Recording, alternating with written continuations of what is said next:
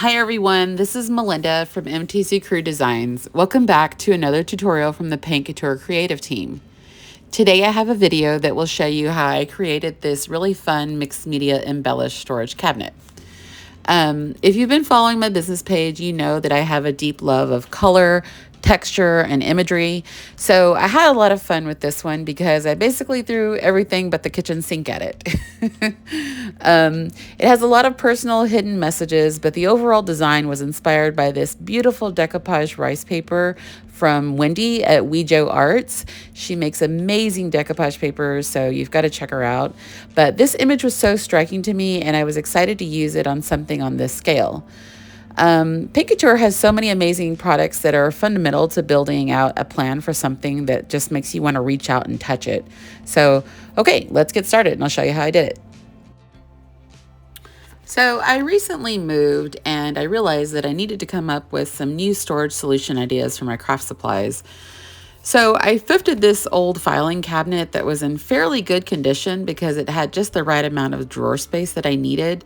But obviously it was pretty much outdated and just sort of ho-hum. So naturally I had to make it right. So after cleaning it, the first thing I'm going to do is begin working with Paint Couture's Embossing Medium to add texture and a raised stencil effect. Embossing Medium is a smooth acrylic plaster. It's really easy to work with and there's no need to prime before using it. It dries to a very durable flat finish and you can lightly sand it when it's dry, but I usually just go in with my paint straight away. The next thing I did was have a new base cut for this cabinet, and then I installed these vintagey looking wheels. This cabinet is so heavy, so the wheels were almost necessary to move it around, but it looks really cool now with the new base and the wheels.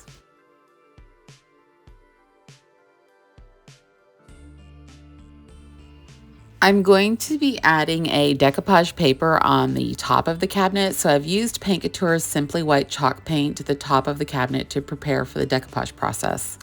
I use white as my base because I want the brightest and most crisp colors of this paper to be visible. To adhere the paper, I'm using Paint Couture's Decoupage Medium in matte finish.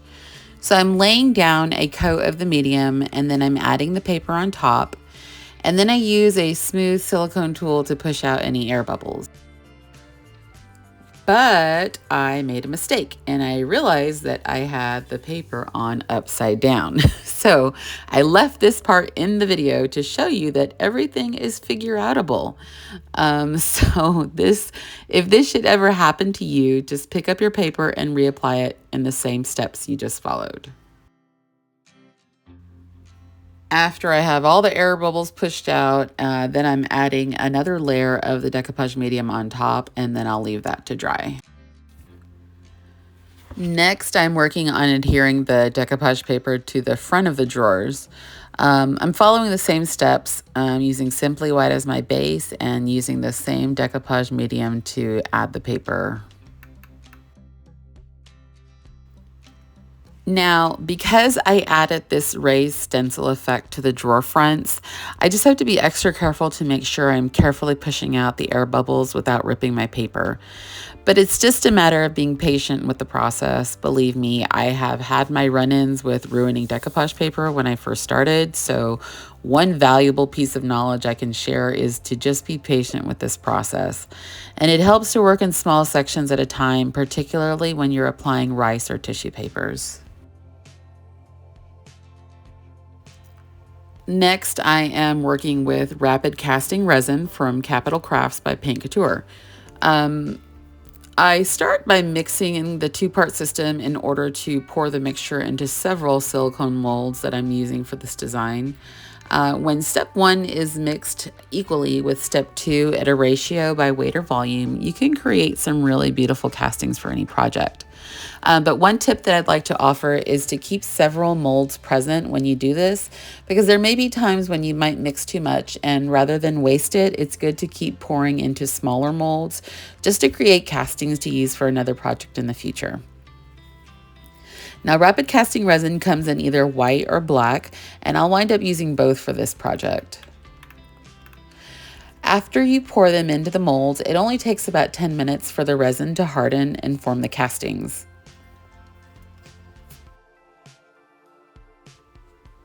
When the castings are dry and ready to be released, you just have to bend back the mold and the castings can be pulled out. I'll provide a full list of all the molds that I used for this project down below. It was several, but these are so much fun to work with. I love doing this. Even in my spare time, I will pour some of these castings just to use in future projects. And I like to keep them kind of in a bucket that I use in future projects. So these are always fun to have handy whenever you want to start working on crafts.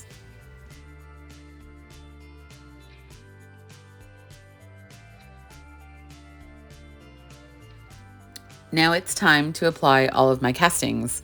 But first I map out where I want them to go and I tape them down so that I don't get confused when I'm gluing them. I prefer to use Titebond Quick and Thick wood glue for this process. I just apply some of the glue to the back of each casting and then hold them down for about 30 seconds onto my piece. Some of the heavier castings may require a little bit of painter's tape to keep them secure, but the smaller pieces don't usually need the tape.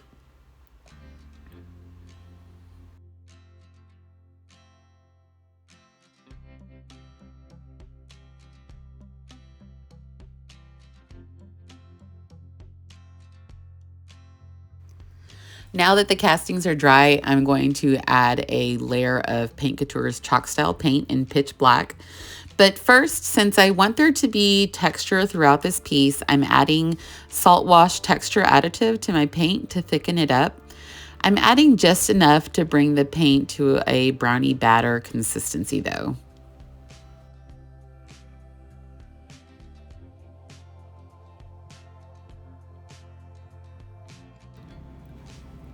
And now I'll begin adding the pitch black to my piece.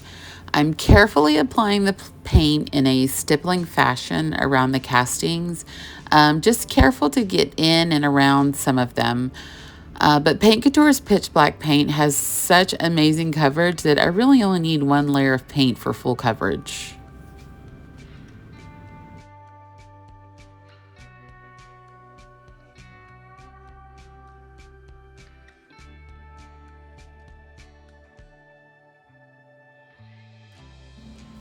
Next, I'm adding one more element to the front. It's a design from a napkin that I had been saving. And this is a very thin paper, so I'm careful to put a very thin layer of Decoupage Medium under and above it, and just carefully using my gloved hand to tap out any air bubbles.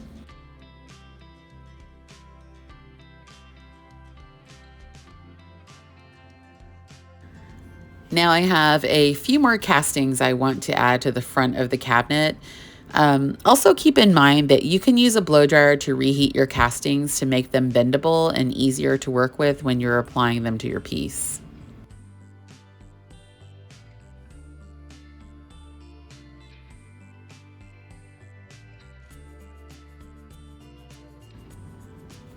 I also added these cool butterfly wings that have sort of a dripping design element to the back of the girl on this paper that also has the same dripping design.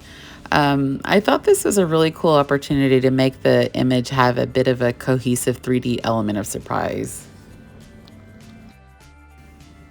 And I'll just continue covering my castings with the texturized pitch black chalk style paint.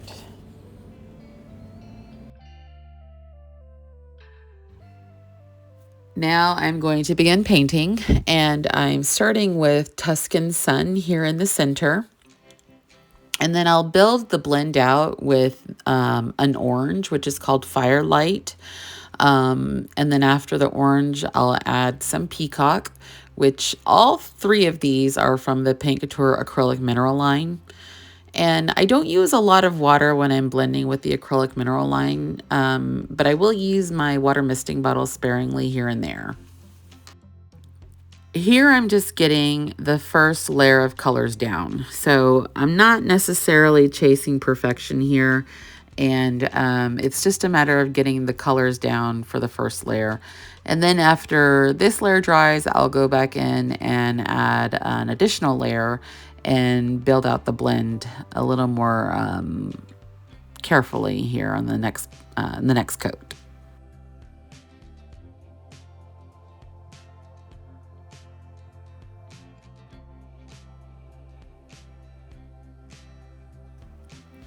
So Peacock and Firelight are not easy colors to blend. It's an orange and a blue, so this process does take some patience, and I'm careful to use a different brush for each color and a different brush for each blend. So I'll show you a little secret on how I keep things nice and orderly right here. So this is just my secret little method here, and it really helps my brain because of how visual and clumsy I am. Now, after the paint is dry, I'm adding a layer of Paint Couture's Sheer Gold from their Sheer Metallic line. This stuff is my new fave. I honestly don't know how I've survived without Paint Couture Sheer Metallic paints before now. they are so amazing, and you should definitely get some while they're still in stock. This will dry clear, and afterwards you'll see this amazing gold sparkle left behind.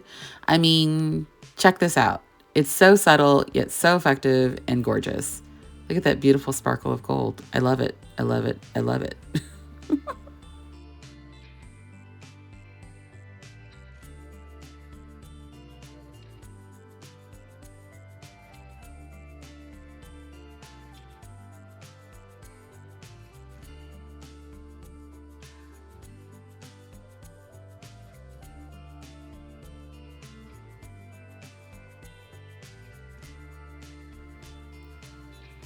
So now I'm using Paint Couture's Luxe Metallic Paint in bronze on the front of the drawers. The Luxe Metallic paints are so highly pigmented, so a little bit goes a really long way. When I started painting this part of the cabinet, I was using my 2-ounce jar here, and even after painting the entire front of the drawers with just one coat, I still have over 1 ounce left in my jar. So it doesn't take a lot. It really goes a long way, and the metallic paints are so luscious and so pretty.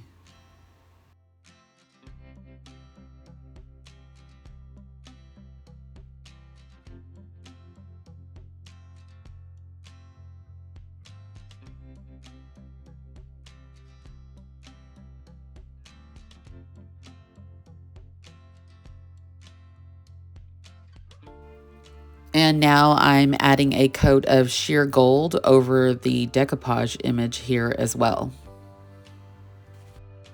And again, it dries clear and you're left with this beautiful, beautiful gold sparkle left behind. So pretty.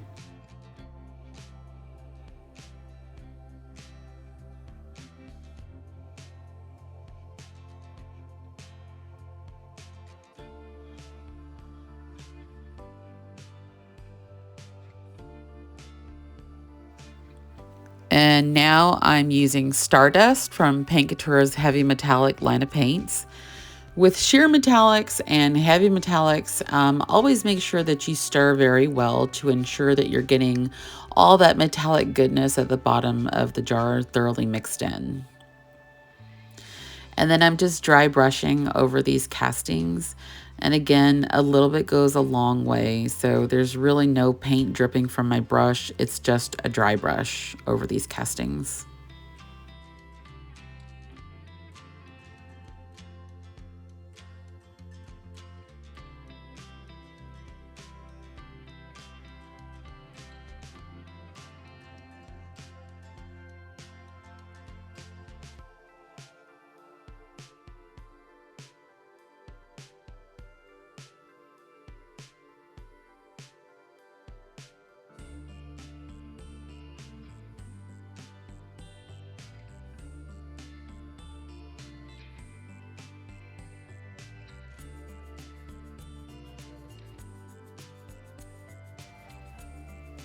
Now I'm just going through with various other colors of Paint Couture's metallic paints and other colored waxes to highlight the rest of the castings.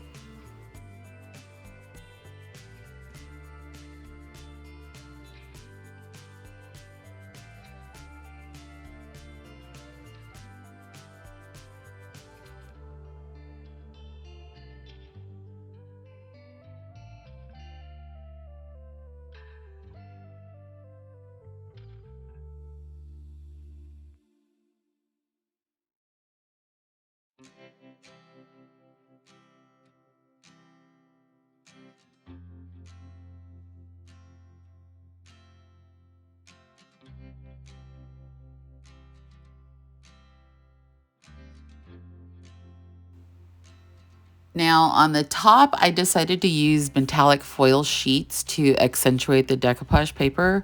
So I used Paint Couture's Crackle Step 1 as a gilding glue and allowed it to dry to a tacky state. And then I'm applying a black color of the foils on the edges here.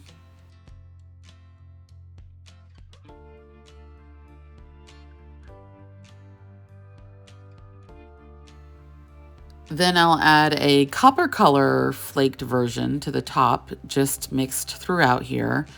And after the metallic foil sheets are where I want them, I'm using sheer gold again to seal the entire top area. So not only is it acting as a varnish for me, but it's also providing that amazing gold metallic sparkle finish that will be present after the sheer paint dries.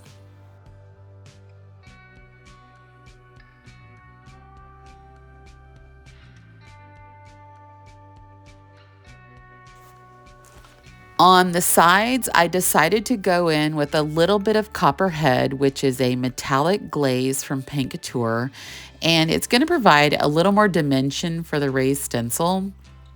And I just brush it on and then wipe it back with a cotton cloth, and you can add and remove as much or as little as you'd like here.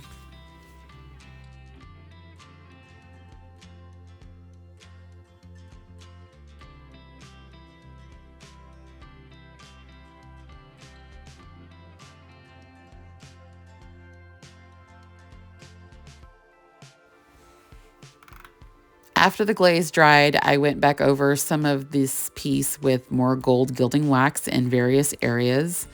But this is the finished look. This piece is really special to me and it was a lot of fun to create. So I hope you were able to learn about new ways you can use some of Paint Couture's products.